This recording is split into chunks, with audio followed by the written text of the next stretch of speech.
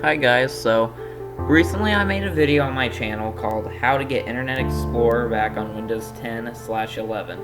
And so in this video, what I did was, as the title suggests, I made a tutorial and I explained how to get IE Internet Explorer back on your Windows 10 or Windows 11.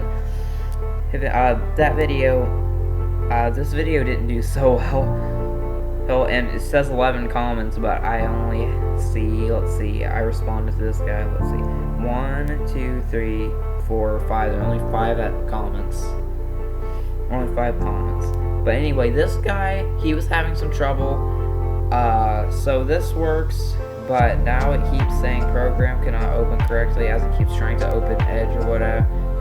You use favorite or anything? No, I do not.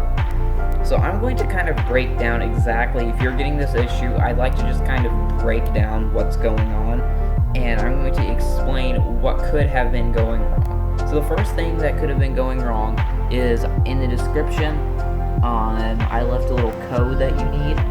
The one thing that you could be doing wrong is you could be highlighting something you're not supposed to, or you could be not highlighting the whole text when you copy and paste, which is a fatal mistake, might I mention. And so you only want to copy this portion of it. See right there? You only want to copy that, nothing more. So that's the first thing that could be going wrong. Another thing that could be going wrong is in this video I talked about it. When you're in the registry editor, as you can see, you can barely see it, but as you can see right here, I have it set to 0. One thing you could be doing wrong is, I don't know if I worded this right, I kind of made it sound like it had to be set to 1, but one thing you could be doing wrong is you could have mistaked what I meant, and you're setting it to 1. Don't do that, you have to set it to 0 in your registry editor right here. You need to set it to 0 for it to work. So that's another thing that could be going wrong. One thing that could be going wrong is, I talked about this too. You get a little folder right here, right there. See that little folder?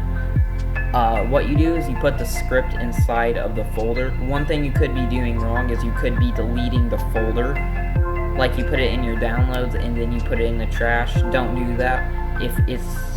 If this little folder, if that little guy isn't going into your downloads, if the shortcut's still here, then probably you're saving it to OneDrive. Don't do that.